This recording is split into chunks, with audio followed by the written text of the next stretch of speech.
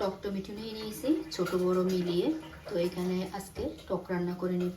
টক রান্না করার জন্য এখানে আমি টকের জন্য পানি দিয়ে দিচ্ছি, বেশি পরিমাণে পানি দিয়ে দিব।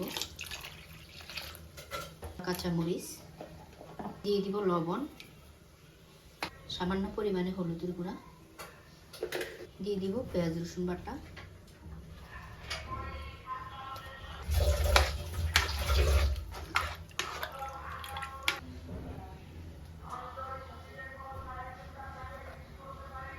চুলার মধ্যে টকের পাতিলটা বসিয়ে দিব।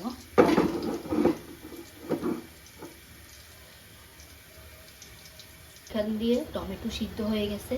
এখন আমি বটি দিয়ে গুটি দিব, টমেটোগুলো ভেঙে দিব আর কি, মিহি করে দিয়ে তারপর হচ্ছে খেতে ভালো লাগে।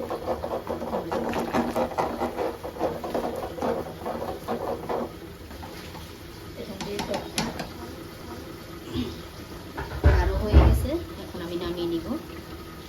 একটা কড়াই বসিয়ে দিয়েছি, কড়াইয়ের মধ্যে দিয়ে দিব তেল, সয়াবিন তেল দিয়ে দিচ্ছি। ফোড়নের জন্য এখানে হচ্ছে নতুন রসুন, চেঁচা রসুন করে নিয়েছি। এখন আমি দিয়ে দিব ফোড়নের জন্য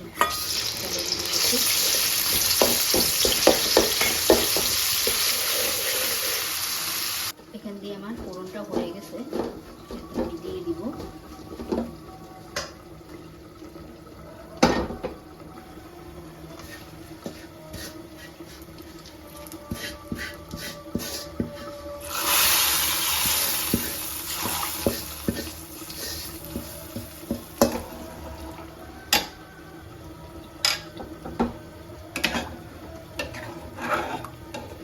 রান্নাটা হয়ে গেছে।